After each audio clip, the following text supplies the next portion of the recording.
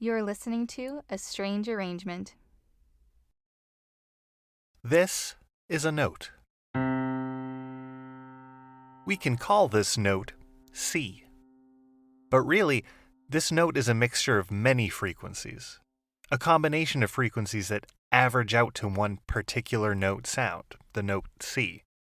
Every note created in the natural, physical world emits a multitude of higher, softer sounding frequencies, overtones.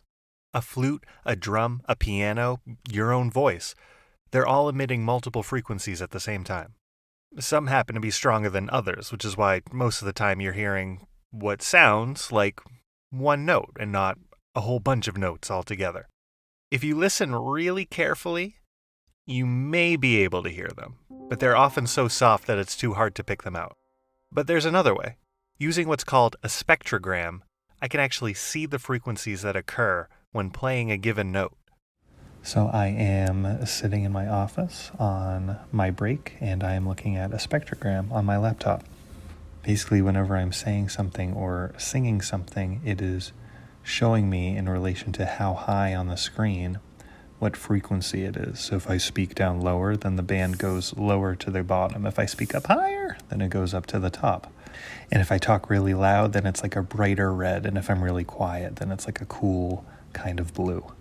And so if I sing a note like this, if I go, oh,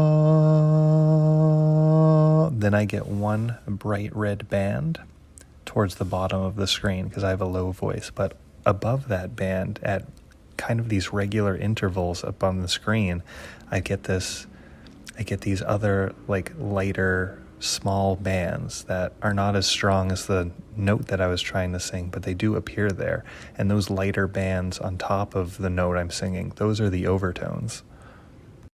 So why are overtones important? Why is this worth knowing? So if we go to 440 hertz, and that's the note A. Now a 2-to-1 ratio will get you the octave. A 3-to-2 temperament, and then there's just temperament. Do 438 hertz, which is the music at the time. Some like to do a 442 ratio. Will get you a certain number of cents. Okay, so I'll link some resources in the show notes if you're interested. But for right now, without dragging you through all the math and science, I'll say this. Knowing about the overtone series helps us understand why instruments sound different from each other, even when they play the same note. It helps us understand why instruments are constructed the way they are today compared to hundreds of years ago. It helps us understand harmony, why certain notes sound good together and why others don't. It's the reason why a computer can play a sine wave frequency perfectly. But it will never sound as rich and full compared to the same note on a piano.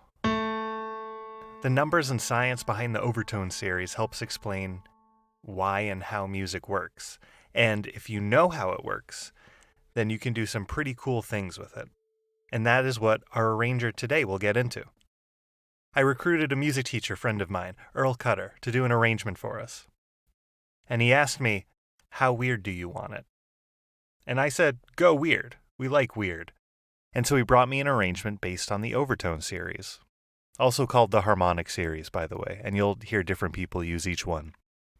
So let's get into it, here, on A Strange Arrangement.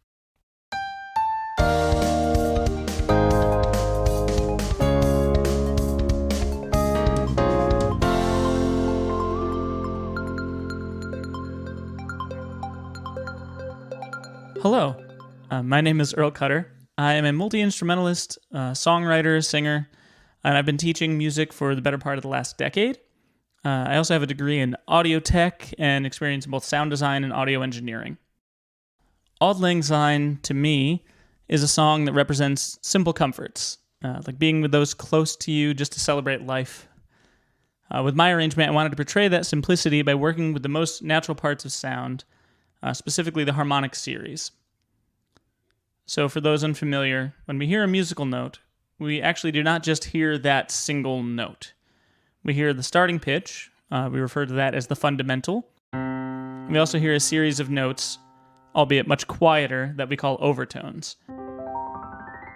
And the volume of those notes, how loud or soft each individual one is is one of the main things that allows us to tell the difference between different instruments, a term we call timbre.